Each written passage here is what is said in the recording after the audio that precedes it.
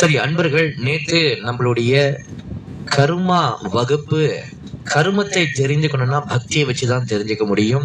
பக்தி இல்லாம கர்ம நாலேஜுக்குள்ள நுழையவே முடியாது. ஆகையினால இந்த கர்மாவை பத்தி நீங்க தெரிஞ்சுக்கிறதுக்கு அடிப்படையா பக்தியை அடிப்படையா நீங்க வளர்க்க வேண்டும். அப்ப நீங்க பக்தி செய்தால் மட்டும் இல்ல, இங்க நீங்க உங்க வாழ்க்கையை உயிரோட வாழ்வதற்கே உங்களுக்கு என்ன தேவைனாக்கா கவசம்.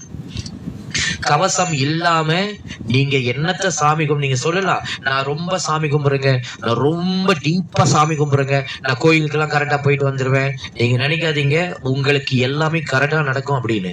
உங்களுக்கு நேரம் நல்லா இருக்கு, அதனால கரெக்டா நடக்குது. ஆனா கவசம் என்பது எல்லா தெய்வத்துக்கும், சரஸ்வதிக்கு, கணபதிக்கு, முருகனுக்கு, துர்க்கைக்கு, எல்லா தெய்வத்துக்கும் கவசம் என்று ஒண்ணு இருக்கு. இந்த கவசத்தை பற்றி யாரும் போதனை பண்றதே இல்லை. ஆனா கொஞ்சம் சூட்சமமா தெரிஞ்சவங்க, மந்திர ஜபம் தெரிஞ்சவங்க, மந்திரத்துல நல்லா என்ன சொல்லுவாங்க, புலமை பெற்றவர்கள், அவங்களுக்கு இத பத்தி நல்லா தெரியுது. அப்ப அன்பர்கள், இந்த கவசம் என்பதை, இந்த லலிதா நவரத்ன மாலை தான் நமக்கு மிகப்பெரிய ஒரு நோட்டு. பக்தி சூத்திரம். இந்த பக்தி சூத்திரத்திலேயே அகத்தியர் மகாமுனி நினைச்சிருந்தாருக்கா, அகத்தியர் மகாமுனி அவர் சொல்ல முடியாத விஷயமே இல்லை. அவளுக்கு இல்லாத சக்தியா, அந்த தெய்வத்துக்கு இல்லாத சக்தியா, எல்லாம் உண்டு.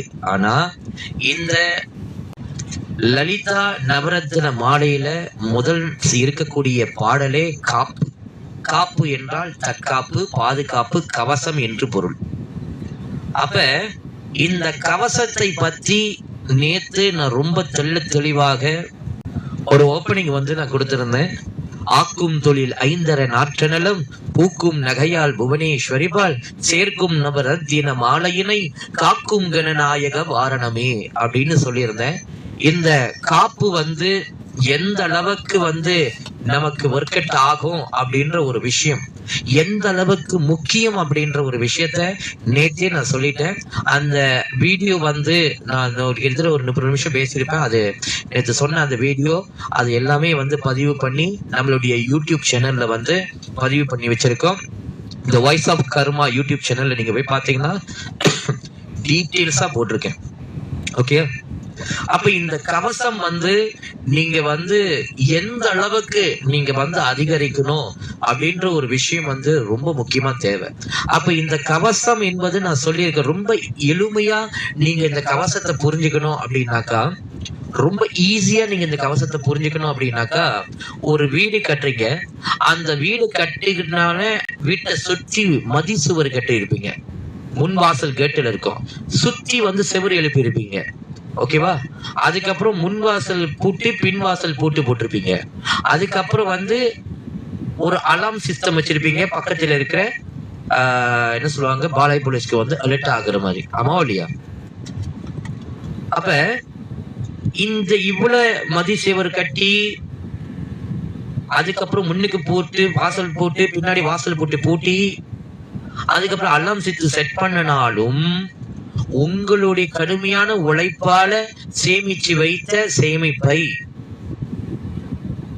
அபகரிக்கணும்ன்ற எண்ணத்தோடு யாராச்சும் செவுத்து ஏறி குதிச்சு அதுக்கப்புறம் முன்வாசல் கதவியும் உடைத்து உள்ள அத்துமீறி போகும்போது அந்த அலாமானது பக்கத்தில் இருக்கிற யாரு காவல் அதிகாரிகளுக்கு அலர்ட் அடிக்கும். இந்த மாதிரி இந்த வீட்டுல உடைத்து ஒருத்த அத்து மீறி போடுறான் திருடுறதுக்காக. அப்ப டக்குன்னு என்ன செய்வாங்க, அவங்க எல்லாரும் விருன்னு அந்த திருடனை சுயநல நோக்கத்தோடு பிறருடைய பொருளை அபகரிக்கிறதுக்காக முயற்சி பண்ண அந்த எண்ணம் உடைய அந்த திருடனை எதிராட்டம் பண்ணி தடை பண்ணி அவனை கட்டி விலங்கு போட்டு சிறைச்சாலைக்கு கொண்டு போயிடுவாங்க. இதேதான் இந்த நம்மளுடைய கவசத்துடைய நோக்கம். அன்பர்கள், நான் ஒண்ணு மட்டும் சொல்றேன், நீங்க பக்தி செய்யுங்க, நீங்க வியாபாரம் செய்யுங்க, நீங்க படிங்க, நீங்க குடும்பம் நடத்துங்க, நீங்க என்னமோ பண்ணுங்க, அவங்களுக்கு அவங்கவங்க கர்மா இருக்கு, பண்ணுங்க. ஆனா இந்த கவசம் மட்டும் இல்லாம இங்க நம்மளால வாழ முடியும். நானே குளிச்சுட்டு வந்துட்டானே வந்து இறை வழிபாட்டு பிள்ளையார ஒரு நமஸ்காரம் பண்ணிட்டு குருவை நமஸ்காரம் பண்ணிட்டு அடுத்த வேலையே நான் என்ன செய்வேன்னாக்கா சாப நிவர்த்தி கவசம் பண்ணிடுவேன். அந்த கவசம் நேற்றே நான் சொன்னேன், 3 விதமான கவசம் இருக்கு. திசை கவசம், உடல்கட்டு கவசம், தடைக்கட்டு கவசம். திசை கவசம் என்பது 8 விதமான திசைகளை வைத்து நமக்கு எந்த ஒரு பாதிப்பும் வராம இருக்கிறதுக்காக செய்யக்கூடிய ஒரு கவசம். அதுக்கு அடுத்து வந்தீங்கன்னா உடல் கட்டு கவசம். இந்த உடல்ல இருக்கக்கூடிய ஆதார சக்கரங்களை வைத்து, ஆதார சக்கரங்கள் கூட இல்ல, ஆதார சக்கரங்கள் வெளிப்படக்கூடிய அந்த கதிர்களை வைத்து நம் உடலுக்கு உடல் கட்டு கவசம் என்று சொல்லக்கூடிய ஒரு விஷயத்தை செய்ய வேண்டும். அதுக்கு அடுத்து பாத்தீங்கன்னாக்கா நமக்கு தடை கட்டு கவசம். நான் சொன்னல, செவுரு கட்டி வச்சிருக்கீங்க, ஏன்? திருட வரக்கூடாதுன்னு. முன்னுக்கு பின்னாடி பூட்டி வச்சிருக்கீங்க வீட்டை, ஏன்? யாரும் உள்ள திருடிடக்கூடாது அப்படின்னு. ஆனா அப்படி இருந்தும் செவுரு கட்டி முன்வாசல் பூட்டி பின்வாசல் பூட்டியும் ஒரு திருடன் முன்னுக்கு ஏறி வரா அப்படின்னாக்கா, அப்ப அவனை கட்டாயம் போலீஸ்காரன் அவனுடைய அந்த கெட்ட எண்ணத்தை முறியடிக்கணும் தானே, தடை செய்யணும் தானே. அதுக்காக தான் தடை கட்டி கவசம்னு ஒண்ணு இருக்கு. நம் திசை கவசத்தை கூட சில நேரம் உடைச்சிட முடியும், திசை கவசத்தை கூட உடைக்க முடியும். ரிஷப ராசி, கடக ராசி, சிம்ம ராசி, விருச்சிக ராசி, தனுசு ராசி, இந்த 5 ராசி அன்பர்கள் பொதுவாவே அவர்களுக்கு இயற்கையாவே மன வலிமை அதிகமாக இருக்கும். அவங்களுக்கு இந்த மந்திர ஜபங்கள், இந்த நுட்பங்கள், இந்த மனு தத்துவங்கள் இதெல்லாம் எதுவுமே தெரியாட்டி கூட அவங்ககிட்ட யாராச்சும் கோச்சிக்காதீங்க, அவங்கள்ட்ட ஒரு விதமான திமிர்தனம் இருக்கும். அவங்க அவங்கள் மனது சுயநலத்தாலையும் ஆணவத்தாலையும் அதிகமாக பீடிக்கிறது. அது சரியாக சீர்படுத்தாம ஒழுக்கப்படுத்தாம அந்த மனதை அப்படியே சுயநலத்திலே அப்படியே ஆணவத்திலே இருந்து இருக்கக்கூடிய மனிதர்கள் அவங்க என்ன செய்வாங்கன்னாக்கா, மற்ற மனிதர்களுடைய அவங்களுடைய வளர்ச்சியோ அவங்களுக்கு அவங்க சுயநலத்துல இருக்கிறாங்க, அவங்களால அதை அக்செப்ட் பண்ண முடியல. எனக்கு கிடைக்க அந்த ஆணவம் சுயநலத்தை கொஞ்சம் புரிஞ்சுக்கணும் நீங்க. இந்த ஆணவம் சுயநலம் என்பது, ஆணவம்னா சிங்கம் மாதிரி, சுயநலம்னா புலி மாதிரி. இந்த சிங்கம் என்ன செய்யும்னாக்கா, அந்த சிங்கத்துடைய குணத்துக்கு தமிழ்ல ஒண்ணு இருக்கு, ரஜோகுணம். ரஜோகுணம்னு சொல்லுவாங்க. இந்த ரஜோகுணம் நல்லதுலயும் இருக்கும் கெட்டதுலயும் இருக்கும். அதனாலதான் ரஜோ குணத்தை மையப்படுத்திதான் ராஜா, மக்களை பரிமாறிக்கின்ற ராஜா. அதே ரஜோ குணத்தை மையப்படுத்தி கெட்டதுக்கு பாத்தீங்கன்னா ராட்சசர்கள். அப்ப 2மே ஆணவம் தான். ஆனா ஒண்ணு மனித குலத்துக்கு, இன்னொன்னு கெட்ட குல என்ன சொல்லுவாங்க, அசுர குலத்துக்கு, ராட்சச குலத்துக்கு. அப்ப ராட்சச குலத்துல இருக்கிறவங்க என்ன செய்வாங்கன்னாக்கா, தீங்கு அதிகமா செய்யறதுக்குள்ள குணாசிங்கம் அவங்கள்ட்ட இருக்கும். அப்ப சிங்கம் என்ன செய்யணும்னா, காட்டுக்கு சிங்கம் வேட்டைக்கு போச்சுனாக்க காட்டுக்கு விருந்துன்னு சொல்லுவாங்க. ஏன்னா அது வேட்டையாடுச்சுனாக்க பெரிய மிருகமா தான் வேட்டையாடும். வேட்டையானதுக்கு அப்புறம் மிச்சத்தை சாப்பிட்டது மிச்சத்தை போட்டுட்டு போயிட்டே இருக்கும்.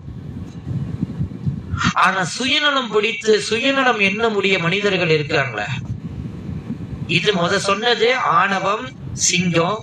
சுயநலத்துக்கு ரெப்ரசென்ட் தான் புலியதான் காட்டணும். புலி என்ன செய்யணும்னா, பசிச்சுச்சுனாக்கா வேட்டையாடி அது என்ன செய்யணும்னாக்கா சாப்பிடும். சாப்பிட்டு அதுக்கு வயிறு நிறைஞ்சிருச்சுன்னா மிச்சத்தை என்ன செய்யணும்னாக்கா அங்க போட்டுரும். போட்டுட்டு போவாது, 10 மீட்டருக்கு அப்படியே சுற்றி நடந்து வந்துகிட்டே இருக்கும். எதுக்கு தெரியுமா? அது வேட்டையாடி சாப்பிட்ட அந்த மிச்சத்தை வேற எந்த மிருகமும் சாப்பிட்டுச்சுன்னா அந்த மிருகத்தை அடிச்சு கொண்டுரும். அப்ப என்ன அர்த்தம்னாக்கா, இதுக்கு பேர் தான் சுயநலம். தான் நல்லா இருந்தாலும் பிறர் நல்லா இருக்கக்கூடாது, சுயநல உணர்வு. தான் நல்லா இல்லாட்டியும் பிறர் நல்லா இருக்கக்கூடாது, சுயநலம். இதுதான் சுயநலம். இந்த புலியோட தன்மை இதுதான். அதனாலதான் துர்குணத்தை கையாள்கின்ற துர்க்கை அப்படின்னு, துர்க்கை துர்க்கை பாத்தீங்கன்னா 2 வாகனத்து மேல, ஒரு துர்க்கை பாத்தீங்கன்னாக்கா சிம்மத்து மேல உட்காந்துருப்பாங்க.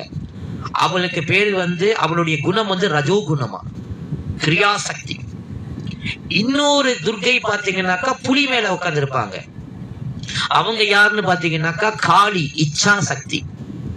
அப்ப அந்த புலி என்பது சுயநலம், துர்குணம். அந்த துர்குணத்தை கையாள தெரிந்தவள் துர்க்கை. அதனால அவள் பேர் துர்க்கை. இங்கிட்டு சிம்மத்து மேல உட்கார்ந்து இருக்கிற கிரியாசக்தி Mahalakshmi, the represent of the ஆணவத்தோட represent சிங்கம். அந்த சிங்கத்தை அடக்கி உடக்கி அமர்ந்திருக்கிறனால அவள் துர்க்கை.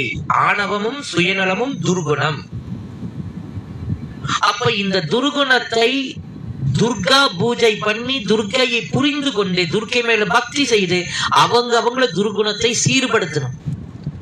அதுக்காக தான் துர்க்கையை கொடுத்திருக்காங்க துர்வாசர் முனிவர் நிறைய மகான்கள். ஆனா தன் மனதில் இருக்கிற ஆணவத்தையும் சுயநலத்தையும் விகாரத்தையும் சீர்படுத்தாம அப்படியே கிடக்கக்கூடிய மனிதர்கள் சில பேரு ரிஷிபம், கடகம், சிம்மம், விருச்சிகம், தனுசு இந்த இதுல பிறக்கிறவங்க மனதை நல்ல எண்ணத்தை வளர்த்திருக்கணும். சின்ன வயசுலயே அவங்களுக்கு எல்லாம் பெற்றோர்கள் நல்ல எண்ணத்தை வளர்த்திருந்தாங்கன்னா பிரச்சனை கிடையாது, நல்லவங்களா இருப்பாங்க. ஆனா அந்த நல்ல எண்ணம் போதிக்காம வளர்ந்தவர்கள் இருந்தாங்கன்னா அவர்களுடைய அந்த சுயநலம் ஆணவமானது, நீங்க கவசம் பண்ணி இருந்தா கூட அவங்களுடைய பார்வை மட்டும் போதும் உங்களுடைய திசை கவசத்தை ரொம்ப எளிமையாக உடைச்சிடும். அதை தாண்டி உடல் கட்டு கவசத்தை கூட சில நேரம் உடைத்திரும். ஆனா உடல் கட்டு கவசத்தை உடைச்சதுக்கு அப்புறம் வாங்க யாருவி, உடல் கட்டு கவசத்தை உடைச்சதுக்கு அப்புறம் அந்த நபருக்கு என்ன ஆகுமோ தெரியாது. ஏன் தெரியுமா? நம்மளுடைய தடைக்கட்டு கவச தேவதையானது அவ்வளவு வலிமையானது. நம்மள பத்திரமா என் உடம்பு, என் மனசு, என் செயல், நான் இங்க செயல் செய்ய வந்திருக்கேன். அப்ப சுயநலமும் ஆணவமும் பிடித்த இந்த கலியுகத்துல இருக்கக்கூடிய மக்களோடு தான் நீங்களும் நானும் வாழ்ந்து ஆகணும். நம்ம போயிட்டு அவங்களுக்கு எல்லாம் சண்டை கட்டிக்கிட்டு இருக்க முடியாது, டைம் இல்ல. சண்டை போறதுக்குலாம் டைம் இல்ல, வேதனை பட்டிக்கிட்டு இருக்கலாம் டைம் இல்ல. அப்ப அந்த மாதிரி ஆணவமும் சுயநலமும் நிறைந்தவர்களுடைய எண்ணமானது உங்க வாழ்க்கைய உங்க கர்மத்தை செய்யறதுக்கு வாழ்ந்துகிட்டு இருக்கின்ற உங்களுடைய எண்ணத்தை கெடுக்காம இருக்கிறதுக்கு இந்த கவசம் ரொம்ப முக்கியம். இந்த கவசம் ரொம்ப முக்கியம். அப்ப இந்த கவசங்கள் 108 விதமான கவசங்கள் இருக்கு. இதுல 3 விதமான கவசம் ரொம்ப முக்கியம்.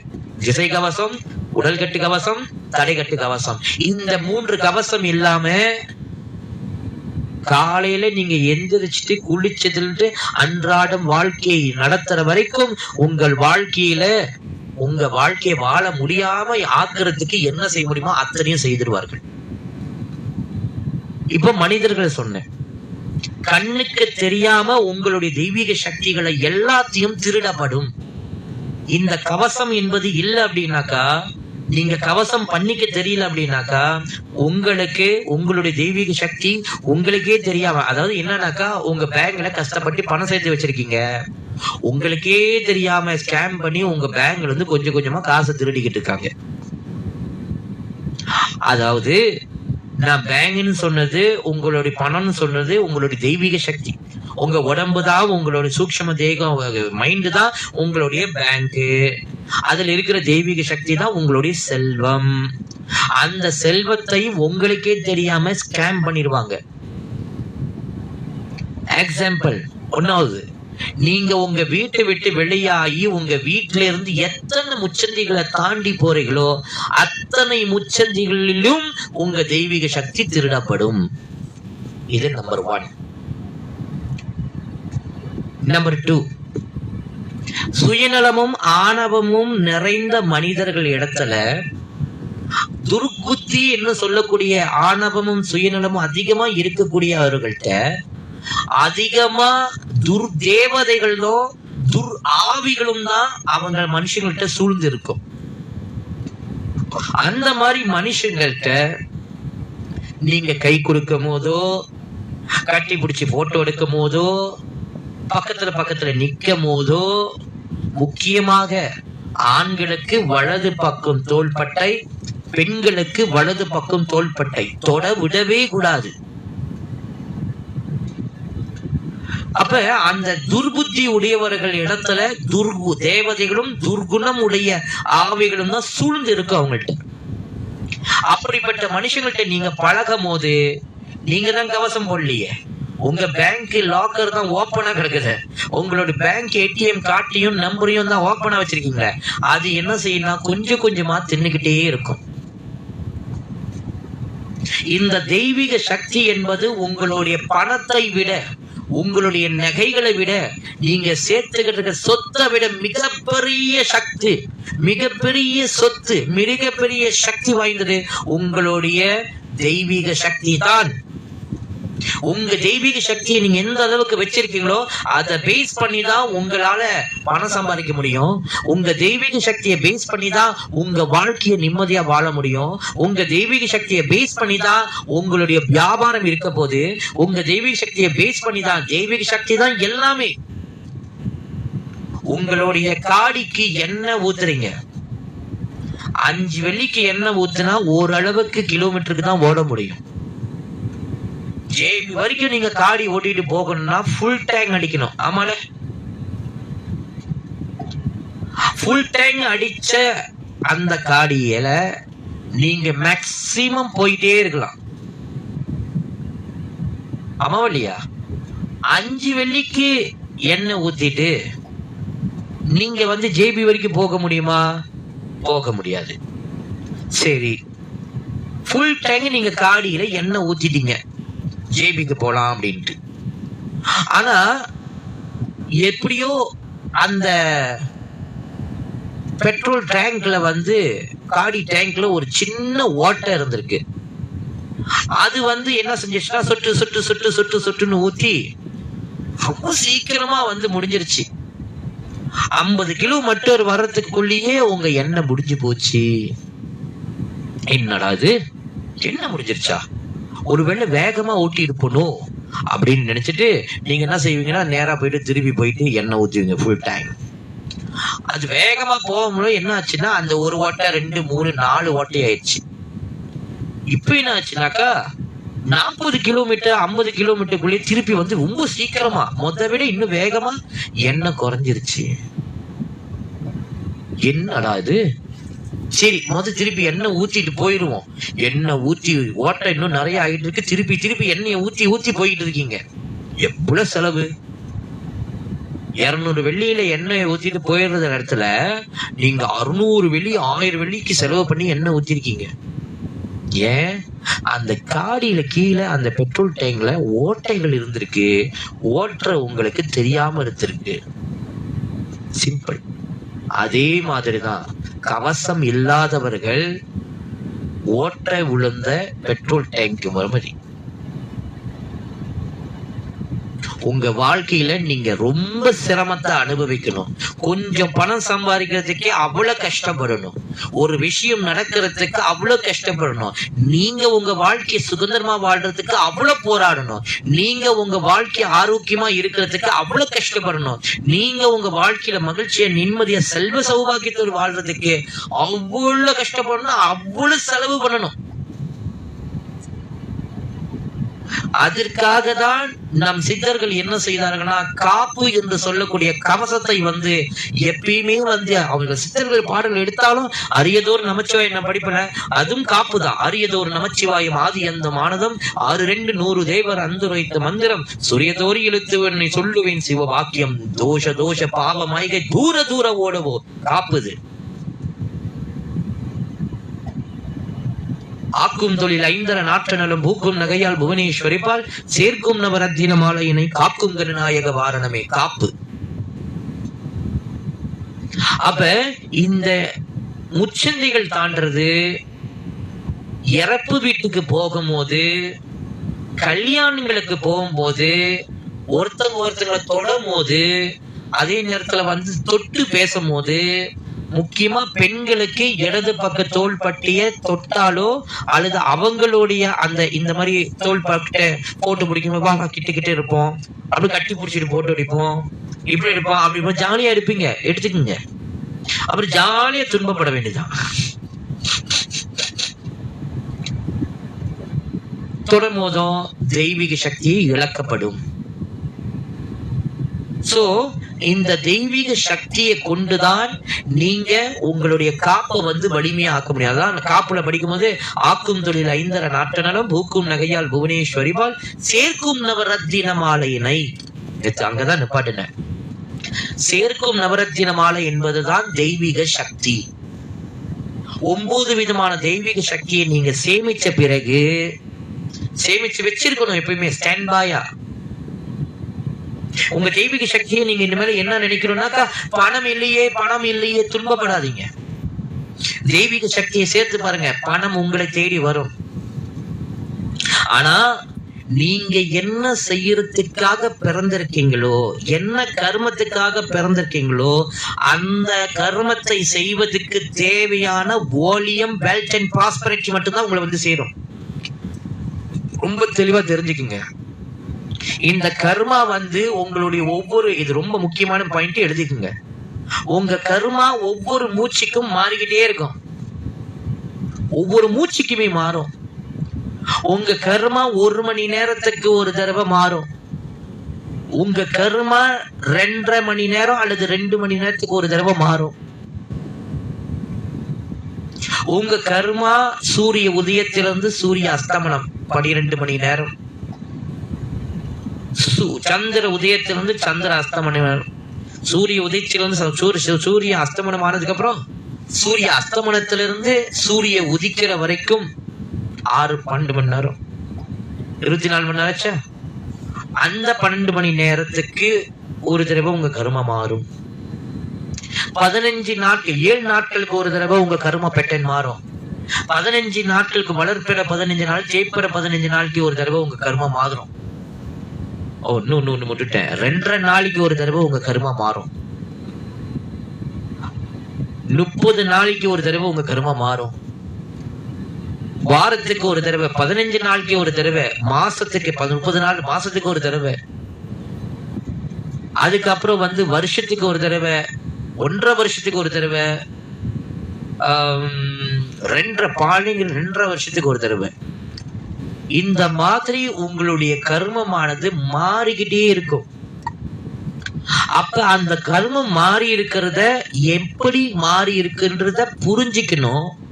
ஆனா அந்த கர்மத்தை புரிஞ்சுக்கணும்னாக்கா நீங்க அறிவை கொண்டுதான் புரிஞ்சுக்க முடியும், தவிர்த்து உங்களுடைய மனதை கொண்டு புரிஞ்சுக்க முடியாது. அதனாலதான் சனி பகவான் பாத்தீங்கன்னாக்கா, சனி வேற இல்ல, கர்மா வேற இல்ல. நான் நேற்றே சொல்லியிருக்கேன், சனி வேற இல்ல, கர்மா வேற இல்ல. சனிதான் கர்மா, கர்மா தான் சனி. கரும்பா என்றால் கருப்பு கலர், கர்மத்துடைய வர்ணம் என்ன? கருப்பு. சனி பகவான் கருப்பு, கருப்பாடையை தான் போடுவாரு.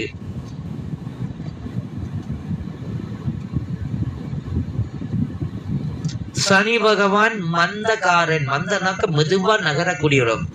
சோம்பே, மந்த அப்படின்னு சோம்பலா இருக்கும், மெதுவாக அர்த்தம்.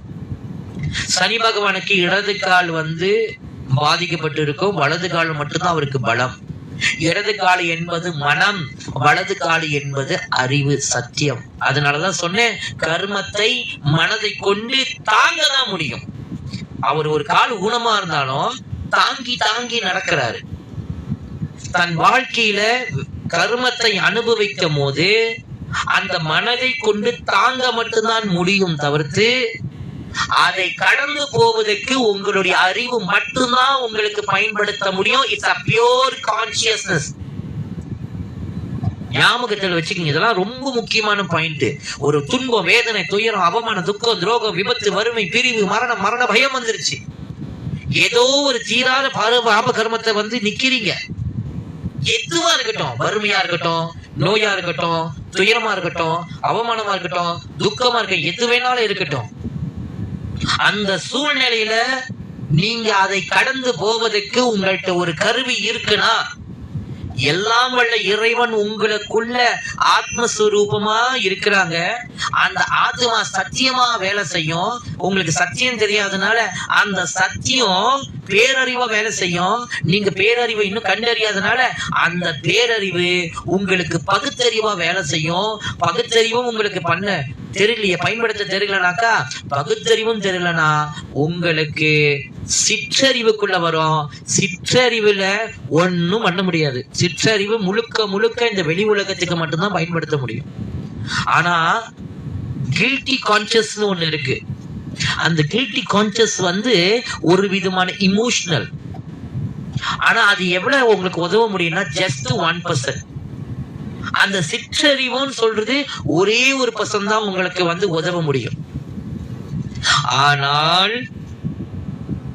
உங்களுடைய பகுத்தறிவை நீங்க பயன்படுத்த தெரிந்தால் என்ன பாவ துன்பம் வேதனை வந்தாலும் அந்த ஸ்பாட் அதுல இருந்து நீங்க என்னது 50% வெளியாயிருவீங்க பகுத்தறிவால. ஏன்னா அது அந்த ஒரு துன்பம் வருதுன்னா அந்த துன்பத்துல இருக்கக்கூடிய பொய்யும் மெய்யும் பிரிச்சிருவீங்க. Truth and illusion. அதுல இருக்கக்கூடிய ரியாலிட்டி என்னது, அதுக்குள்ள இருக்கிற இலூஷன் என்னதுன்னு பகுத்து அறிந்து புரிந்து கொள்வீங்க. அதனால டக்குன்னு வெளியேறுவீங்க 50%. பேரறிவனால நீங்க உங்களுடைய கர்மத்தை, பாவ கர்மத்தை எதிர்நோக்குனீங்க வச்சுக்கீங்களேன், அதுவும் அதே மாதிரிதான். பகுத்தறிவுன்றது 50%, பேரறிவு 100%. சத்தியம் அது சொல்றத அப்படியே கேட்டுட்டு பேசாம போயிட்டே இருக்க வேண்டியதான். அதனாலதான் நிறைய குருமார்கள் எந்த கர்மம் வந்தாலும் சொன்னது கேட்டு அவருக்கு இப்ப சத்தியம் சொல்லும், அதை கேட்டுட்டு அப்படியே போயிட்டே இருப்பாங்க. இப்ப பாவ கர்மத்தை கண்டு அவங்களுக்கு கவலை இல்லை, புண்ணிய கர்மத்தை கண்டு கவலை கிடையாது. சரியா? ஜெய் ஜெகன்மாதா சிவாயவசி. அப்ப இந்த மனதை கொண்டு நீங்க எதுவுமே பண்ண முடியாது. இந்த கர்மத்துல புத்திசாலித்தனம் வேலை செய்யாது. மனதை கொண்டு நீங்க தாங்கி தாங்கி தாங்கி அந்த கர்மத்தை அனுபவிக்க தான் முடியும். ஆனா நின்ற இடத்துலதான் நிப்பீங்க. ஆனா முன்னோக்கி நீங்க போகணும் அப்படின்னாக்கா உங்களுடைய சத்தியமும் உங்களுடைய அறிவும் மட்டும்தான் உங்களுக்கு உறுதுணையாக இருக்கும். அதனாலதான் சனி பகவான் இடது கால் என்பது நொண்டியா இருக்காரு, வலது காலுக்கு மட்டும்தான் அவருக்கு பலம் இருக்குன்றத மறைமுகமா சொல்லி வச்சாங்க. அதுக்கடுத்து காக்கா சனி பகவானுடைய வாகனம். சனி பகவான் காக்காவை வாகனமா வச்சுதான் பயணம் பண்ணுவாரு. பஞ்ச பூதத்துல மண்ணு, நீரு, நெருப்பு, காற்று, ஆகாயத்துல நெருப்பு தத்துவத்துக்கு ஒரு குருவி இருக்கு, அதுதான் காக்கா. காக்கா அந்த காக்காவுக்கு தை அமாவாசையில உணவு கொடுப்பாங்க. பாத்திருக்கீங்களா? ஏன் தெரியுமா? தை அமாவாசையில சூரியனுடைய தாக்கம் உஷ்ணம் அதிகமாக இருக்கும். அதனுடைய வெப்பம் அதிகமாக இருக்கும். 4 அறிவு ஜீவராசியில வெப்பத்தை தாங்க முடியாத ஒரு உயிரினம் இருக்குனாக்கா அது காக்கா தான். அப்ப அந்த தை மாசத்துல அது ரொம்ப கஷ்டப்பட்டு உணவுகளை தேடுது அப்படின்னு சித்தர்கள் கண்டுபிடிச்சிருக்காங்க. அதனால நம் 6 அறிவு உள்ள மனிதன் எல்லாத்தையும் சொல்லி என்ன சொன்னாங்கன்னா, உன் முன்னோர்கள் மூலியமா தான் உனக்கு இந்த கர்மா வந்துச்சு. 7 தலைமுறை கர்மமானது நமக்கு தேவை நீங்க பிறக்கிறதுக்கு. நீங்க என்னமோ நினைக்காதீங்க நம்ம வந்தோம் பட்டுன்னு பிறந்தோம் கிடையாது. நீங்க பிறக்கிறதுக்கு உங்களுடைய அப்பா அம்மா தேவைப்பட்டாங்களே, உங்க அப்பாவுடைய அப்பா அம்மா தேவைப்பட்டாங்க. அங்க இருக்கிற அவங்களுடைய அப்பா அம்மா தேவைப்பட்டாங்க. அந்த மாதிரி உங்களோட சேர்த்து உங்களுக்கு முன்னாடி 7-6 தலைமுறையும் சேர்த்து வரும். 7ன்னு வச்சுக்கோங்க.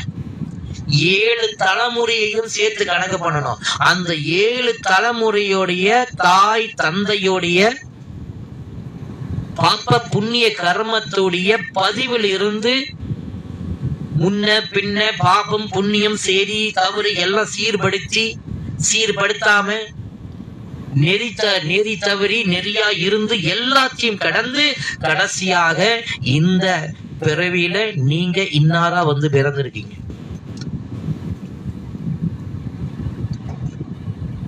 அப்ப இந்த கர்மத்துக்குள்ள நீங்க வர்றதுக்கு 7 தலைமுறை தேவைப்பட்டுச்சு. அப்ப அந்த 7 தலைமுறை மேல நீ அந்த 7 தலைமுறையில ஒரு ஆள் கோளாறு இருந்தாலும் நீங்க பிறந்திருக்க முடியாது, நம்ம பிறக்கவே முடியாது. அப்ப 7 தலைமுறை நமக்கு முன்னாடி போராடி இருக்கு நீங்க இங்க பிறக்கிறதுக்கு. 7 தலைமுறை போராடினா மட்டும்தான் நீங்க இங்க பிறந்திருக்க முடியும். அப்ப அந்த 7 தலைமுறையில எத்தனை துன்பம், எத்தனை துயரம், எத்தனை அவமானம் கடந்து கடந்து கடந்து கடந்து எத்தனை 700 வருஷம், ஒரு ஆயிரம் 100 ஆயுள் வச்சாலும் 700 வருஷம் இருக்குது. நீங்க ஒரு கர்மம் இங்க நீங்க கர்மா செய்யறதுக்கு இங்க பிறக்கிறதுக்கு 700 வருஷம் ஒரு ஆணும் பெண்ணும் ஆணும் பெண்ணும் ஆணும் பெண்ணும் ஆணும் பெண்ணும் ஆணும் பெண்ணும் இருந்து கடுமையாக உழைத்து அந்த உங்களுடைய கர்ம வினையை இந்த பூமிக்குள்ள கொண்டு வரதுக்கு உழைத்திருக்காங்க. அப்ப அவங்கள்ட்ட முன்னோர்கள்ட்ட நன்றி விசுவாசத்தோடு இருக்கணும்ல. உங்க கர்மா பெட்டனை கொண்டாந்து இங்க சேர்க்கறதுக்கு நமக்கு முன்னாடி 7 தலைமுறை உழைச்சிருக்கு. அப்ப அவங்கள்ட்ட நம்ம நன்றி விசுவாசத்தோடு இருக்கணும்ல. அதற்காக அந்த மறைந்தவர்கள் உங்கள் முன்னோர்கள் மேலே இருக்கக்கூடிய நன்றி விசுவாசத்தின் காரணமாக தை மாசத்துல உணவு தேடுறதுக்கு கஷ்டப்படக்கூடிய ஒரு உயிரினம் 4 அறிவு ஜீவராசி அது காக்கா. அந்த காக்காக்கு உன் முன்னோர்கள் பேர்ல அதுக்கு உணவு வெயின்னு சொன்னாங்க. இப்படி வச்சு பழகிட்டு வந்ததுதான் காக்காவுக்கு என்னது தை அமாவாசையில உணவு வைக்கிறது. கா கா கா கா. அப்ப அந்த பஞ்சபூதத்துல இந்த காக்கா என்பது நெருப்பு தத்துவம்னு சொன்னல. நம்மளுடைய கர்மத்தை அக்னியோட துணை கொண்டு நம்மளுடைய வாழ்க்கையை நகர்த்திக்கிட்டு போலாம். இப்ப யாரும் செய்யறது இல்ல. அது என்னதுனாக்கா காயத்ரி ஜப யாகம். அந்த காலத்துல நெருப்போட துணை கொண்டுதான் அந்த யாகத்தை பண்ணிக்கிட்டே வருவாங்க. டெய்லி ஜெபம் பண்ணுவாங்க, டெய்லி யாகம் பண்ணுவாங்க. ஆனா இப்ப நம்ம யாரும் எங்க பண்றதே இல்லையே. அப்ப கர்மமானது மிகப்பெரிய அளவுல நம்மளுக்கு தாக்கம் வந்திருக்குனாக்கா அந்த அக்னியோட துணை கொண்டு நம்ம என்ன செய்யணும்னாக்கா நம்ம முன்னோக்கி நம்மளுடைய கர்மத்துல முன்னோக்கி நமக்கு என்ன வேலை இருக்கோ அதை செய்துட்டு போயிட்டே இருக்கணும். இங்க ரொம்ப ஈஸிங்க. பாப கர்மம் வந்தால் புண்ணிய கர்மம் வரும், புண்ணிய கர்மம் வந்தா பாப கர்மம் வரும். ஜஸ்ட் நீங்க கொஞ்சம் பொறுமையா இருக்கணும், நிதானமா இருக்கணும். நீங்க பாட்டுக்கு ஏதாச்சும் கண்ட மாதிரி ஏதாச்சும் பண்ணி இருக்கிறதும் குழப்பி விட்டு அது ஒரு மாதிரி வேலை செய்யும். அதுக்கு கர்மா கிட்ட போயிட்டு இன்டலெக்சுவல் புத்திசாலித்தனத்துல அது காட்டுங்க, அது 2 காட்டு காட்டும். ஒழுங்கா வாய் மூட்டு பேசாம இருந்தா 24 மணி நேரத்துல இந்த பிரச்சனை முடிஞ்சிருக்கும். அதை விட்டு நான் அதை பண்றேன், I am very intelligent, I am too smart அப்படின்னு சொல்லிட்டு நீங்க கர்மாட்ட போய் காட்டீங்கன்னா கர்மா பார்க்க வாவ் இத்தனோன்னு இருக்கிற உனக்கு இவ்வளவு பெரிய ஸ்மார்ட்னஸ் இருக்கு, இவ்வளவு பெரிய இன்டெலிஜென்ட் இருக்கு அப்படின்னா அண்ட சராச்சரத்திலையும் இயங்கி கொண்டு பறந்து விரிந்து கொண்டு எல்லா ஜீவராசிகளும் எல்லா அண்டத்திலும் இயக்கி கொண்டு இருக்கின்ற அந்த பரபிரம்மத்திலிருந்து பராசக்தியிலிருந்து இயங்கி கொண்டு இருக்கின்ற எனக்கு, அதாவது கர்மத்துக்கு எவ்வளவு வல்லமை இருக்கும். ஆகையினால கர்மத்தை அறிவை கொண்டு சத்தியத்தை கொண்டு மட்டும்தான் ஹேண்டில் பண்ண முடியும். இது ஞாபகத்தில் வச்சுக்கோங்க. சரி அன்பர்கள், இந்த கவசம் என்பது ரொம்ப ரொம்ப முக்கியம். இந்த கவசத்துல நீங்க செய்ய வேண்டிய நேத்து சொல்லிட்டேன். இன்னைக்கு தெய்வீக சக்தி வீணா போகிற இடங்கள்லாம் எங்க நான் சொல்லியிருக்கேன். தெய்வீக சக்தியை நீங்க வீணா ஆக்கிக்கிட்டு நீங்க பணம் தேடுறேன், நான் அதை செய்யறேன், அப்புறம் கடவுளை என்னை காப்பாத்து. எந்த கடவுளும் காப்பாற்ற மாட்டாரு. ஏன் தெரியுமா? உங்க தெய்வீக சக்தி தான் உங்கள் கடவுள். அந்த தெய்வீக சக்தியின் வழியாக இயங்குற அந்த கர்மம் தான் உங்கள் கடவுள். அதை புரிந்து கொள்வதற்காக நமக்கு ஒரு சிற்பம், நமக்கு ஒரு கோயில், நமக்கு நிறைய மந்திரங்கள், நிறைய தோத்திரங்கள், நிறைய மாலா மந்திரங்கள். கர்மத்தின் வழியாகவும் தெய்வீக சக்தியின் வழியாகவும் உங்களுக்கு இறைவன் உதவி செஞ்சுக்கிட்டு தான் இருக்கிறாரு. நீங்க நம்பலன்னா பாருங்க, சனி பகவான் தண்டிச்சிருவாருங்க அப்படின்னு சொல்லுவோம். ஆனா பாத்தீங்கன்னா துன்பம் வந்துருச்சுன்னா 7 சனி, அஷ்டம சனி, கண்டக சனி, அர்த்தாஷ்டம சனி, சனியோட தாங்க சனி வக்ர புத்தியில இருக்கிறா அப்படின்னு பார்த்தா, வக்ர பார்வையில இருக்கிறான்னா நம்ம என்ன செய்வோம்? குருகுருன்னு கோயிலுக்கு போயிட்டு சனி பகவானுக்கு ஒரு எல்லை விளக்க போட்டுட்டு சிவசிவா சனி பகவானே சொல்லுவாங்க, காகத்வஜாய வித்மே கட்கஸ்தாய இதுமே தன்னோ மந்த பிரச்சோதயா அப்படின்னு சனீஸ்வர பிரச்சோதயான்னு சொல்லி சுத்தி வந்துட்டு நான் கேக்குறேன், சனி பகவான் கஷ்டத்தை கொடுக்கிறாரு. 44 பேர் இருக்கீங்க, எல்லாம் டேப் பண்ணுங்க. சனி பகவான் உங்களுக்கு கஷ்டத்தை கொடுக்கிறாரு. அப்படி கொடுத்துக்கிட்டு இருக்கிற சனி பகவானுக்கிட்டே போயிட்டு திருப்பி அவர்கிட்ட கேக்குறீங்க, என்னை காப்பாச்சு சனி பகவானே அப்படின்னு. அப்படியாச்சும் நம்மளை விட்டுருவான். நாம் செய்த பாவத்தை நாம் அனுபவித்தே தீர வேண்டும்.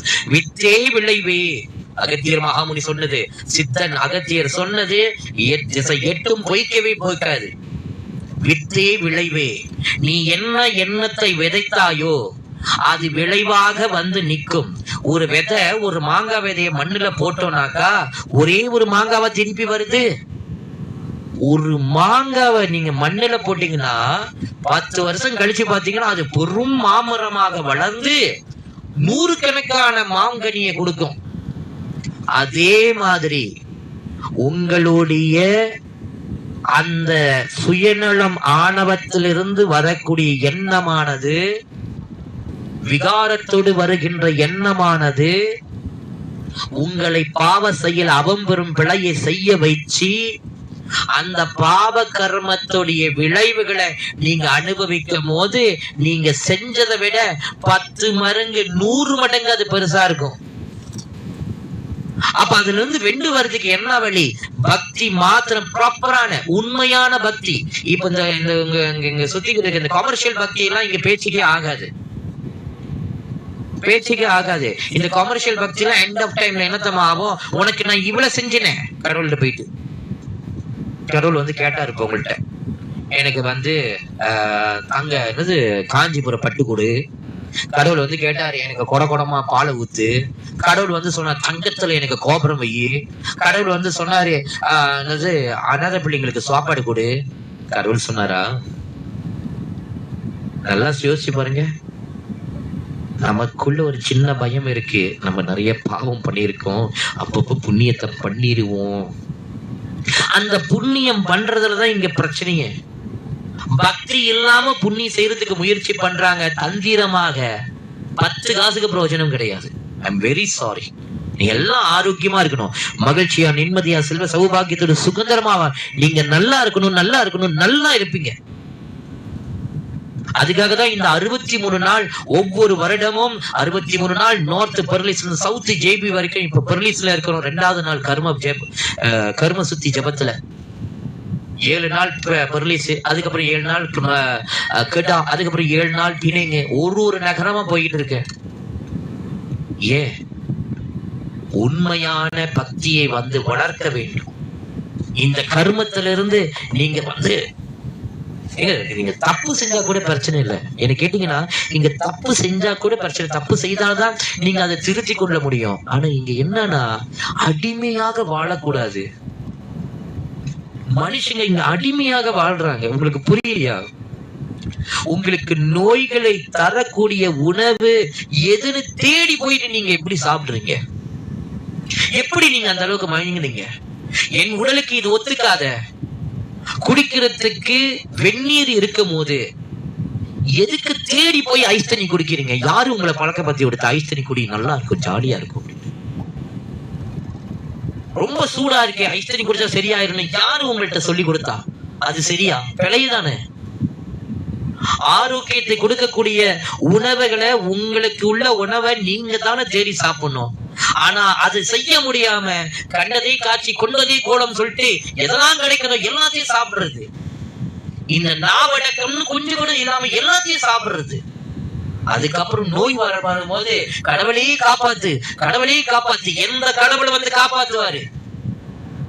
36 வயசுக்கு முன்னாடி நீங்க எந்த உணவுகள் வேணாலும் சாப்பிட்டுக்கலாம். 36 வயசுக்கு அப்புறம் உங்களுடைய அந்த பித்த கப வாதத்தோடைய பெற்றேன்னு 36 வயசுக்கு முன்னாடி என்ன சாப்பிட்டீங்களோ அதுக்கப்புறம் 36 வயசுக்கு அப்புறம் அங்கிட்ட ஒரு 60 வருஷம் அது சப்போர்ட் பண்ணும்.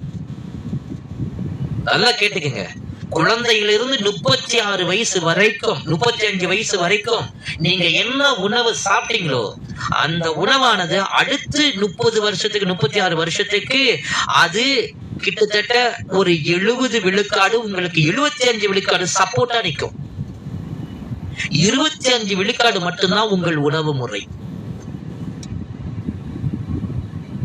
அப்ப உங்களுக்கு ஆரோக்கியம் கொடுக்கிற உணவை தானே நீங்க தேடி சாப்பிட்டு இருக்கணும். ஆரோக்கியம் கொடுக்காத உணவுகளை தேடி இருதய நோய், தோல் நோய், கண்ணு பிரச்சனை, அந்த பிரச்சனை, இந்த பிரச்சனை எல்லாம் தீராத நோய், கேன்சர் வரைக்கும் வந்ததுக்கு அப்புறம் அதுக்கப்புறம் என்னங்க கடவுள் கடவுள் கடவுள் வித்தே விளைவே. நாம் ஆரோக்கியம் இல்லாத உணவை சாப்பிட்ட நமக்கு தண்டனை மரணம் மட்டும்தான். மரணம் மட்டும்தான். அது சாதாரண மரணம் இல்ல, கொடூரமான நமக்கு நோய்வாய்ப்பட்டுதான் நம்ம மரணம் அடைவோம். எந்த கடவுள் வந்து காப்பாத்துவாரு? கடவுள் சொன்னாரா நீ இந்த ரசாயனம் நோய் தருகின்ற உணவை சாப்பிடு? எந்த கடவுள் வந்து சொன்னார்? நீ கும்பிடுற சாமி வந்து சொன்னிச்சா?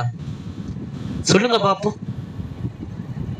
அந்த கடவுள் உங்களுடைய மூச்சு, ஒவ்வொரு மூச்சின் வழியாக உங்களுக்காக பெற்றெடுத்த தாயோ தந்தையோ கூட பிறந்த சகோதரியோ சகோதரன் கூட நமக்கு துன்பம் படக்கூடிய நேரத்துல அவங்களுக்கு வாழ்க்கை இருக்கு, அவங்க வாழ்க்கையை பார்க்கணும்னு யோசிப்பாங்க. தவிர்த்து நேரம் சமயம் கிடைக்கும் போது நமக்கு உதவாங்க இல்லைன்னு சொல்ல. ஆனா நீங்க எப்ப இந்த மூக்கு வழியா மூச்சு விட ஆரம்பிச்சுக்கலாம் அந்த நாள்ல இருந்து இந்நாள் வரைக்கும் உங்களுக்கு உறுதுணையா இருக்கின்றது அந்த இறைவன் மாத்திரமே.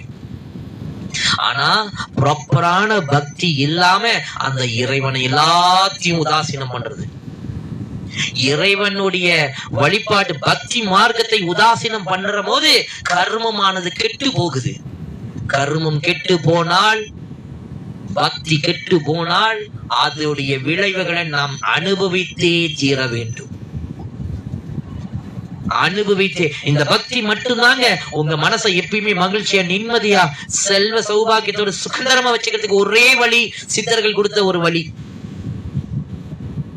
அறிவோடு உச்சநிலை தொட்ட அந்த சித்தர்கள் கொடுத்தது பிழையாகுமா? சொல்லுங்க பாப்போம். நிச்சயமா ஆகாது. நமக்காக நம்ம மூச்சின் வழியை இருந்துகிட்டே ஒவ்வொரு மூச்சுக்கும் நமக்கு இறைவன் உதவி செஞ்சுக்கிட்டு இருக்காங்க. ஆனா உண்மையான பக்தி உங்களுக்கு புரியாத வரைக்கும் இறைவன் உதவி செஞ்சுக்கிட்டு இருக்கிறதே தெரியாத, கடவுளை காப்பாத்து, எனக்கு கடவுளை காப்பே, எனக்கு வருமானம் போயிடுச்சு, எனக்கு வியாபாரம் போயிடுச்சு, எனக்கு பொண்டாட்டி ஓடிட்டா, எனக்கு புருஷன் ஓடிட்டா, எனக்கு கேர்ள் ஃபிரெண்ட் பிரச்சனை, எனக்கு பாய் ஃபிரெண்ட் பிரச்சனை, ஐயோ கடவுளை காப்பாத்து கடவுளை காப்பாத்து. நீங்க உருண்டு பரண்டாலும் ஒன்னும் பண்ண முடியாது. ஆனால் உண்மையான பக்தி மட்டும் உங்களுக்கு செய்ய தெரிந்தால் ஒவ்வொரு பாவ கர்மமானது முடிவடைய கிடையாது. அந்த தருணம் ஒரு பாவ கர்மம் வந்துச்சுன்னா அது ஸ்டார்டிங் பாயிண்ட் இருக்கும், எண்டிங் பாயிண்ட் இருக்கும். ஸ்டார்ட் பண்ணி எண்ட் பண்ணக்கூடிய அந்த 10% இருக்குல்ல, அந்த 10%ல ஒரு பெரிய அற்புதம் நடக்குங்க. இது நான் சொல்லல, அகத்தியர் மகாமுனி சொன்னது. நவரத்தின மாலை நவீனிடுவார், அவர் அற்புத சக்தியெல்லாம் அடைந்திருவார், சிவரத்தினமாக திகழ்வார் அவரே. சித்தன் வாக்கு, அகத்தியருடைய சித்தன் வாக்கு திசை எட்டும் போய்க்காது. ஆக இந்த லோகத்துல இங்க நடக்கிறது எல்லாமே ஒரு கமர்ஷியல் பக்தி தான் நினைக்கிறோம். நம்மளே ஏமாத்திக்கிட்டு இருக்கோம். நம்ம செய்கின்ற பக்தி இது உண்மையான பக்தி இல்ல. இது சினிமால பார்த்துட்டோம், சோசியல் நெட்வொர்க்லயும் பார்த்துட்டோம், அவனும் வந்தவனும் போனவனும் சொன்னதை பார்த்துட்டு ஓ இப்படிதான் செய்யணுமா, இங்க ஒருத்தங்க வருவாங்க இப்படி பக்தி செய்யுங்க சொன்னாக்கா அதை செய்யறது, இங்கிட்டு ஒருத்தர் வருவாங்க இப்படி பக்தி செய்யறாக்கா அது செய்யறது, இன்னொன்னு பின்னாடி இருந்து ஒருத்தன் வருவான் இப்படி பக்தி செய்யணும் அது செய்யறது, இங்கிட்டு ஒருத்தவன் சொல்லுவான் அங்கிட்டு ஒருத்தன் சொல்லுவான் தேங்காய் விளக்கு போடு, அவங்க சொன்னா அப்படியா ஓகே ஓகே போட்டுறேன், ஓகே இங்கிட்டு ஒருத்தவன் எலுமிச்சைக்கால விளக்கு போடு, ஓகே ஓகே எலுமிச்சால போட்டுறேன், இன்னொருத்த பின்னாடி இந்த பூசணிக்கால விளக்கு போடு, ஓகே ஓகே போட்டுருவேன், இன்னொருத்தன் வருவான் டூரியான்ல மூசாங் டூரியான்ல விளக்கு போட உன் பாபம் எல்லாம் போயிடும். என்ன இது என்ன இது? கர்மத்துல எந்த வினையானது வித்தே விளைவே. அந்த விளைவை அனுபவித்திருக்கிற நேரத்துல உங்கள்கிட்ட ப்ராப்பரான த்ரூவான பக்தி, ப்ராப்பர் ஃபார்முலா பக்தி நீங்க லேர்ன் பண்ணி இருந்தீங்கன்னா உங்கள் பாவகர்மத்தை முடிக்கும் போது, பாவகர்மம் என்ன செய்யும்? உடலுக்கு நோய், வேதனை, துன்பம், துயரம், அவமானம், துக்கம், துரோகம், விபத்து, வறுமை, பிரிவு, மரணம், மரண பயம். அவதானே? இந்த என்ன பாவகர்மம் வரட்டும், நம்ம செஞ்ச விதத்தை, நம்ம செய்த அந்த கெட்ட செயல் தானே, ஆணவம் சுயநலம் தானே, அதை அனுபவிக்கிறேன். ஆனா நீங்க அந்த பக்தியோட ஃபார்முலா வந்து ப்ராப்பரா நீங்க லேர்ன் பண்ணியிருந்தீங்கன்னா அந்த கர்மத்தை அனுபவிக்கும் போது பொறுமையா அனுபவிப்பீங்க, மன வலிமையோட அனுபவிப்பீங்க. அந்த பாவகர்ம எண்ட்ல அந்த வாழை தாய் உங்கள் வாழ்க்கையில அற்புதம் செய்வார். உங்க பிள்ளையார் அற்புதம் செய்வாரு, உங்க முருகன் அற்புதம் செய்வாரு, உங்க சிவபெருமான் அற்புதம் செய்வாரு, உங்கள் பார்வதி, உங்கள் காளி, உங்கள் ராமர், உங்கள் விஷ்ணு, நீங்க எந்த குருவை வணங்கினாலும் சரி, எந்த தெய்வத்தை வணங்கினாலும் சரி, எல்லா தெய்வத்துக்கும் எல்லா குருவுக்கும் ஃபார்முலா, பக்தி ஃபார்முலா ஒரே ஒரு ஃபார்முலா தான். இந்த பிள்ளையாருக்கு வேற மாதிரி பக்தி, அந்த முருகனுக்கு வேற மாதிரி பக்தி, சிவனுக்கு வேற மாதிரி பக்தி, அம்பாளுக்கு அதெல்லாம் கிடையாது.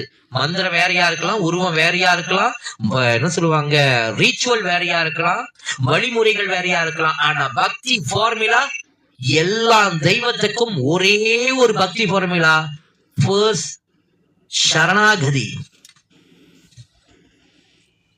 அப்ப இந்த பக்தி ஃபார்முலால இந்த பக்தியை கத்துக்கிறதுல மொத்த விஷயம், நீங்க சேமிக்கின்ற தெய்வீக சக்திய பத்திரமா பாதுகாக்க வேண்டும். அந்த தெய்வீக சக்தியை நீங்க வந்து ஜபம் பண்றதுனால பெறலாம், தியானம் பண்றதுனால பெறலாம். ஆனா இங்க கவசத்தை பத்தி யாருமே கவலைப்படுறது இல்லை. அதனாலதான் பக்தி செய்ய கத்துக்கிற நீங்க, அதனாலதான் நம்மளுடைய கர்ம வகுப்புல வந்து, இந்த கர்ம வகுப்பை நான் இன்னும் ஆரம்பிக்கல, பக்தியை கொண்டுதான் கர்மத்தை கத்துக்கொள்ள வேண்டும்னு வச்சிருக்கேன். ஏன் தெரியுமா? நீங்க படிச்சுக்கிட்டு இருப்பீங்க, சைவமா இருப்பீங்க, ஜபத்தை கரெக்டா உங்க வாழ்க்கையை சுதந்திரமா வாழ்றதுக்கு நீங்க படிச்சுட்டு இருப்பீங்க. ஒரு எண்ணம் வரும், ஒரு எண்ணம் வந்து டிஸ்டர்ப் பண்ணும். எண்ணம் சரியில்லாத மனிதர்கள் வந்து உங்க மனதை வந்து டிஸ்டர்ப் பண்ணுவாங்க. உங்க மைண்ட் வந்து என்ன செய்யும்? குழம்பி போகும், மேனிபுலேட் ஆகும். அப்ப உங்களால வந்து இது படிக்கிறதுக்காக மட்டும் இல்ல, உங்க வாழ்க்கையை நீங்க சுதந்திரமா வாழ்றதுக்கே விடாம இங்க மேனிபுலேட் பண்ணி தான் வச்சுக்கலாம். அதுக்கு சாட்சி என்ன தெரியுமா? 65 பேர் இருக்கீங்க. அதுக்கு சாட்சி சத்தியமா சொல்றேன், நீங்க சாப்பிடுகின்ற உணவு உங்களுடைய உடலுக்கு ஒத்த உணவான்னு தேடி பிடிச்சா சாப்பிடுறீங்க.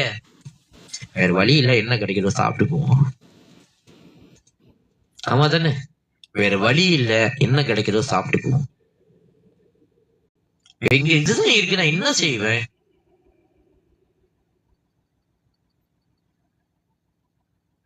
என்ன செய்வேன்?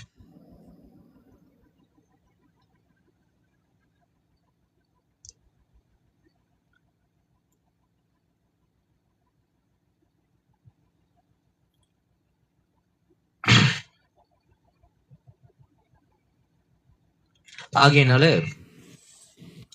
இந்த கவசத்தினுடைய முக்கியத்துவம் இதுதான்.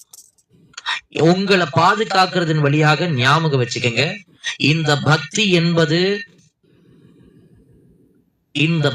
என்பது உங்களுடைய இமோஷனல் ஃபீலிங்ஸ், இந்த இமோஷனலையும் ஃபீலிங்ஸையும் உங்களுடைய இறைவன் மேல வைத்து உங்களுடைய அத்தனை உணர்ச்சியும் உணர்வையும் சக்தியாக டிரான்ஸ்ஃபார்ம் பண்ணக்கூடிய ஒரு அற்புதமான டெக்னாலஜி. அப்ப இந்த பக்தியை படிக்கிறதுக்கு முன்னாடி நீங்க கவசம் பண்ண வேண்டும். அந்த கவசம் பண்றது உங்க உடம்போ, உங்களுடைய நோக்கத்தை நீங்க வந்து அடையிறதோ, உங்க பணத்தை பாதுகாக்கிறது, அது மட்டும் இல்ல, உங்களுக்கு எவ்வளவு செல்வம் கொண்டு வரணும், நீங்க எப்படிப்பட்ட உங்க வாழ்க்கையை நீங்க வாழ்றதுக்கு உங்க தெய்வீக சக்தி தான் உங்களுடைய ஆதாரம்.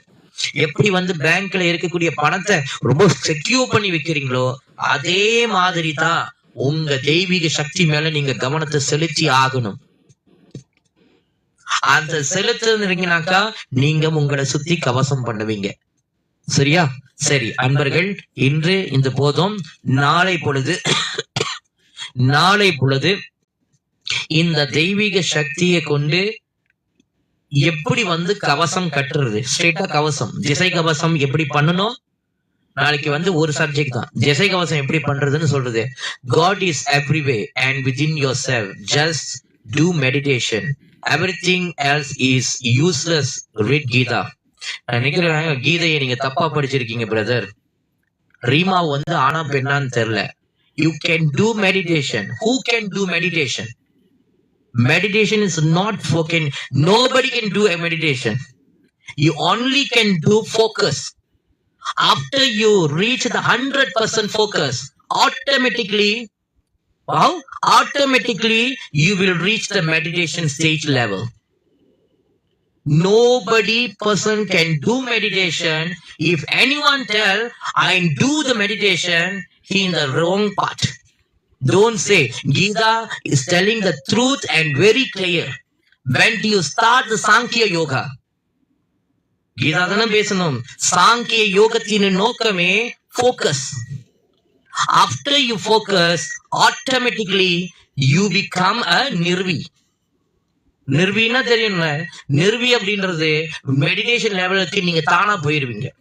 நிர்வி அப்படின்னா ஒரு நிலையிலிருந்து இன்னும் நிலைக்கு போகிறது. சாங்கிய யோகத்துடைய சாரமே கவனம், போக்கஸ். பகவத்கீதையில் உள்ளதுப்பா. அப்ப எப்ப நீங்க மெடிடேஷன் செய்யறதுன்னு சொன்னீங்கன்னோ அது பிழை. ஒரு மனிதனால போக்கஸ் தான் செய்ய முடியும். அந்த போக்கஸை டெவலப் பண்ண முடியும், பிராக்டிஸ் பண்ண முடியும். ஆனா எந்த மனிதனாலையும் மெடிடேஷன் பண்ண முடியாது. Meditation is not you doing. அது ஒரு ஸ்டேட் லெவல். அது ஆட்டோமேட்டிக்கா ஆக்டிவேட் ஆகும். எப்ப ஆக்டிவேட் ஆகும்?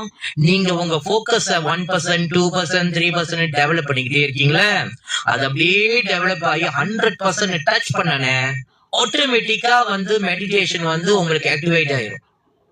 சோ யூ கேனாட், உங்க கண்ட்ரோல்ல இல்ல மெடிடேஷன்.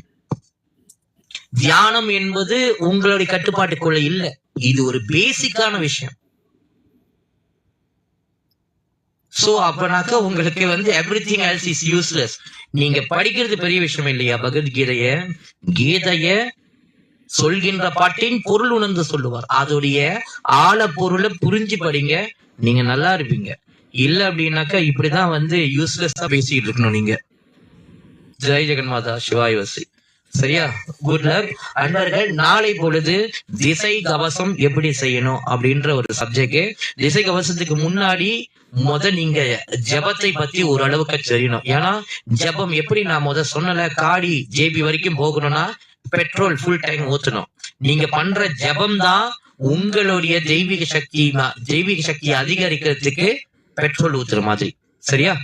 அன்புக்குரிய சகோதர சகோதரிகள், இத்தோடு நம்மளுடைய பிரார்த்தனையை, நம்மளுடைய வகுப்பை முடிச்சுக்கிட்டு நாளை பொழுது நம்மளுடைய திசை கவசத்தை கத்துக்கொள்ள போறீங்க.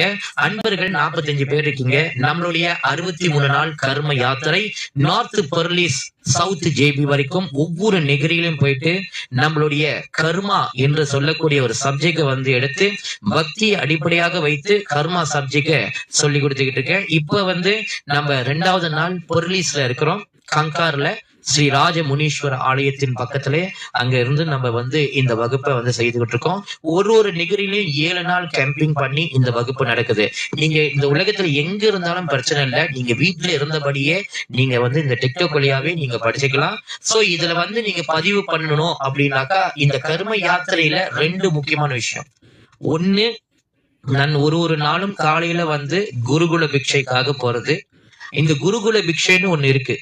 இந்த குருகுல பிக்ஷை அப்படின்னா என்னது அப்படின்னாக்கா, பிக்ஷை வாங்குறவங்க, இந்த குருகுல பிக்ஷை வாங்குறவங்க வந்து அவங்களுடைய ஆணவம் சுயநலமானது அவங்களுடைய கட்டுப்பாட்டுக்கு மீறி போயிருந்துச்சுன்னா அந்த ஆணவத்தையும் சுயநலத்தையும் சீர்படுத்தி சித்தர்கள் குருமார்கள் கற்றுக் கொடுத்த அந்த பாடத்தை இன்னும் தன் அறிவை வந்து வளர்க்கறதுக்கு அது உதவியாக இருக்கும். இந்த குருகுல பிக்ஷை அந்த போட்டோல இருக்கிற மாதிரி ஒரு இல்லத்துல போய் பிக்ஷை கேட்கும் போது அந்த இல்லத்துல உள்ளவங்க பிக்ஷை கொடுத்தாங்கன்னா குருகுல பிக்ஷை, அந்த இல்லத்துல உள்ளவங்களுடைய தரித்திரம் போகும். இது இந்த ஆக்டிவிட்டி 1வது நடக்கும் எவ்ரிடே. இந்த 63 நாட்களும் வருஷம் இந்த தை மாசம் மாசி மாசத்துல நடக்கும். காலைல 9 மணில இருந்து மத்தியானம் 12 மணி வரைக்கும். அதுக்கப்புறம் இரவுல இந்த மாதிரி ஜெபம் நடக்கும். சரியா? இரவுல இந்த மாதிரி ஜெபம் நடக்கும். கர்ம சுத்தின்னு சொல்லக்கூடிய ஜெபங்கள், லலிதா சகஸ்ரநாமம், லலிதா நவரத்னமாலை, கட்கமாலா, சாப நிவர்த்தி, அதுக்கப்புறம் குரு நமஸ்காரம், இந்த மாதிரி எல்லாம் வரிசையா வருவோம். அப்புறம் அதெல்லாம் பண்ணின பிறகு அதுக்கப்புறம் வகுப்பு நடக்கும். இப்ப கொஞ்ச நேரம் கிளாஸ் நடந்துச்சுல, இந்த மாதிரி கிளாஸ் நடக்கும். கொஞ்சம் கொஞ்சமா இந்த பக்தியை கொண்டுதான் நீங்க கர்மாக்குள்ள போக முடியும். அன்பர்கள், 63 நாள் இருக்கு. எல்லோரும் இதுல பதிவு பண்ணிக்கங்க. 54 பேர் இருக்கீங்க. பதிவு பண்ணணும்னாக்கா நாங்க ஃபீஸ் எல்லாம் கட்டணுமா அப்படின்னு கேட்டீங்கன்னா, ஃபீஸ் எவ்வளவுன்னு நான் நிர்ணயிக்கல, நீங்க தான் நிர்ணயிக்கணும். மாஸ்டர், என்கிட்ட 10 வெள்ளி தான் இருக்கு, நான் எவ்வளவு ஃபீஸ் கொடுக்கட்டும்? 90 காசு தான் உங்க ஃபீஸ். மாஸ்டர், என்கிட்ட 100 வெள்ளி இருக்கு, எனக்கு இப்ப இருக்கிறதே என்கிட்ட 100 வெள்ளி தான், நான் எவ்வளவு ஃபீஸ் கொடுக்கட்டும்? உங்க ஃபீஸ் 9 வெள்ளி தான். மாஸ்டர், என்கிட்ட 1000 வெள்ளி இருக்கு, நான் எவ்வளவு கொடுக்கட்டும்? 108 வெள்ளி. இதுதான் அதோட கான்செப்ட். உங்கள்கிட்ட இருக்கிறதுல இருந்து கொடுக்கறது தான் குரு தக்கனை. ஆக்சுவலி ஒரு காலத்துல குரு தக்கனை தான் இருந்துச்சு. அத பிள்ளை எழுதியிருக்கா, குரு தக்கனை தான் இருந்துச்சு. குரு தக்கனை, அந்த குரு தக்கனை ஆனது அது எப்படின்னு தெரியல, அப்படி இப்படி போய் குரு தட்சணையா மாறிடுச்சு. ஆனா குரு தக்கனை நிறைய பேர் பாய்க்க மாட்டாங்க. குரு தக்கனை தான் ஆரம்பத்துல இருந்திருக்கு. அது காலப்போக்குல அப்படியே இங்க சுத்தி அங்க சுத்தி தெரியல யாரு நடுவுல குழப்பிட்டான்னு குரு தட்சணை அப்படின்னு ஆயிருச்சு. குரு தட்சணை அப்படின்னு தட்சிணாயனம்னு தான் இருக்கு. ஓகேயா? சோ குரு தக்கனை என்பது இருக்கிறதுல இருந்து கொடுக்கறது தான் தானம், இந்த குருகுல பிக்ஷை. சோ இதுக்கு நான் எந்த ஃபீஸும் வைக்கல. சரி, என்கிட்ட 10 காசு கூட இல்ல, நான் எப்படி இந்த கிளாஸ்ல கலந்துக்கிறது? நீங்களும் கலந்துக்கலாம். ஆனா நான் எப்ப உங்க நெகிரிக்கு வரும்போது நீங்க உங்களால முடிஞ்ச பணி செய்யுங்க. கடைசி நாள் சாப்பாடு கொடுங்க, கூட்டி விடுங்க, ஜாமா எடுத்து வைங்க. உங்களுடைய பணிகளை நீங்க செய்யுங்க. உங்களால என்ன செய்ய முடியும் உடலால செய்யுங்க. இல்ல இந்த லைஃப்ல வரும்போது நிறைய பேருக்கு ஷேர் பண்ணுங்க. இந்த மாதிரி கர்மா கிளாஸ் நடக்குது, எல்லாரும் ஜாயின் பண்ணுங்க அப்படின்னு ஸ்ப்ரெட் பண்ணுங்க. பேசுங்க. உங்களுக்கு தெரிஞ்ச நண்பர்கள்ட்ட கர்மா பத்தி பேசிட்டு இருக்காங்க, பக்திய பத்தி பேசிட்டு இருக்காங்க, நீங்க போய் கத்துக்குங்கன்னு ஒருத்தங்க பேசுங்க. உங்களுக்கு தெரியுமா, இந்த நாட்டுல பக்திக்குன்னு ஒரு ஒற்றுமையான ஒரு தன்மை இல்ல. ஒருத்தங்களுக்குள்ள நீ நான்ற போட்டி தான் இருக்குதா சொல்ல. கொமர்ஷியல் பக்தி தான் பரவிக்கிட்டு கிடக்குது தவிர்த்து சத்தியமான பக்தி பரவல. அந்த சத்தியமான அந்த பக்தியோட ஃபார்முலா மட்டும் கொடுத்து நீங்க கர்மத்தை ரொம்ப ஈஸியா புரிஞ்சிட்டீங்கன்னா, இந்த கர்மா வகுப்போட எண்ட் ஆஃப் டைம் என்ன தெரியுமா? நீங்க இந்த பூமியில இந்த காலகட்டத்துல என்ன கர்மத்தை என்ன செய்யறதுக்காக பிறந்தீங்கன்றது இந்த 63 நாள நான் சொல்ல வேண்டாம். உங்க வாழ்க்கையை என்னதுன்னு நீங்க தான் சொல்லணும். வேற யாரும் 3 சொல்லணும்னு அவசியம் இல்லை. எந்த குருவும் ஏமா நீ இதுக்காக தான் பிறந்திருக்கணும்னா சொல்ல மாட்டாங்க. ஆனா அந்த குழந்தைக்குள்ள இருக்கக்கூடிய சத்தியத்தை காட்டி அந்த சத்தியத்துக்கிட்ட நீ கேளுன்றத சொல்லி கொடுப்பாங்க. யாராச்சும் நீ என்னத்துக்கு பிறந்தன்னு நான் சொல்றேன் அப்படின்னு சொன்னாங்கன்னாக்கா அது டுபா குருன்னு அர்த்தம். ஆனா தான் எதுக்கு பிறந்தோன்ற கண்டறிவதற்கு தேவையான அறிவு கொடுக்குறாங்களே, அந்த பாதையில போங்க, நல்லா இருப்பீங்க என்று சொல்லி, அன்பர்கள் இதுல எப்படி பதிவு பண்றது அப்படின்னா, மேல டிக்டாக் பயோல என் தொலைபேசி எண் இருக்கு. அந்த நம்பர் எடுத்து மாஸ்டர் சீத்னு உங்க போன்ல சேவ் பண்ணிட்டு புலனம் வழியாக உங்க பெயரு, உங்க நெகரி, உங்களுடைய பண்டார் பேர், அதாவது டவுன் பேர் எழுதிட்டு அதுக்கப்புறம் ஒரு message, master I want to join Karma class அப்படின்னு சொல்லிட்டீங்களா, இல்ல கர்ம சுத்தி அப்படின்னு சொல்லிட்டீங்கன்னா, டெய்லி இந்த கர்ம சுத்தி நடக்குது. 7:45 ஆரம்பிச்சிருவேன் ஆன்லைன்ல. கொஞ்சமா ஜபம் நடந்துகிட்டே இருக்கும். 51 பேர் இருக்கீங்க. இப்பதான் இவ்வளவு பேர் வரீங்க. நான் 7 மணில இருந்து இவ்வளவு நேரம் ஜபம் பண்ணிக்கிட்டு இருக்கேன். சோ நல்லா இருப்பீங்க. எனிவே 54 பேர் கொஞ்ச நேரம் கேட்டாலும் பரவாயில்ல. நீங்கள் எல்லோரும் ஆரோக்கியமா, மகிழ்ச்சியா, நிம்மதியா, செல்வ சௌபாகியத்தோடு வாழ மனதார நெஞ்சார வாழ்த்தி ஸ்ரீ மாணவ தர்ம குருகுலால இருந்து உங்கள் அன்புக்குரிய the voice of Karma master சீட் விடைபெறுகிறேன். ஜெய் ஜெகன்மாதா, சிவாயவசி. மறந்துடாதீங்க, இதை விட்டீங்கன்னா இதோட அடுத்த வருஷம் தான். ஆனா அடுத்த வருஷம் இதே சொல்லி கொடுக்கணும்னா எனக்கு தெரியாது. ஆனா இந்த வருடம் பக்தி யோகத்துடைய எல்லா ரகசியத்தையும் கொஞ்சம் கொஞ்சம் இல்ல, எல்லாத்தையும் ஓபன் பண்ணி சொல்ல போறோம். அது மட்டும் இல்ல, நீங்க எதுக்கு பிறந்தீங்கன்னு தெரிஞ்சுக்கிட்டு உங்க வாழ்க்கையை நீங்க சுதந்திரமா வாழுங்க என்று சொல்லி உங்கள் எல்லோரையும் வாழ்த்தி, அந்த வாழைத்தாயுடைய ஆசீர்வாதத்தால் ஆரோக்கிய, மகிழ்ச்சி, நிம்மதி, செல்வ சௌபாகியத்தோடு சுதந்திரமா வாழுங்க என்று வாழ்த்தி விடைபெறுகிறேன். ரொம்ப நல்லா இருப்பீங்க. நீடோடி வாழுங்க. நல்ல மகிழ்ச்சியா நிம்மதியா தூங்குங்க. நல்ல ஹெல்த்தியா இருங்க. நல்லா வெதுவெதுன்னு தண்ணி குடுங்க. வெதர் சரியில்லை. ஜெய் ஜெகன்மாதா, சிவாயவாசி. மீண்டும் நாளை பொழுது சந்திப்போம்.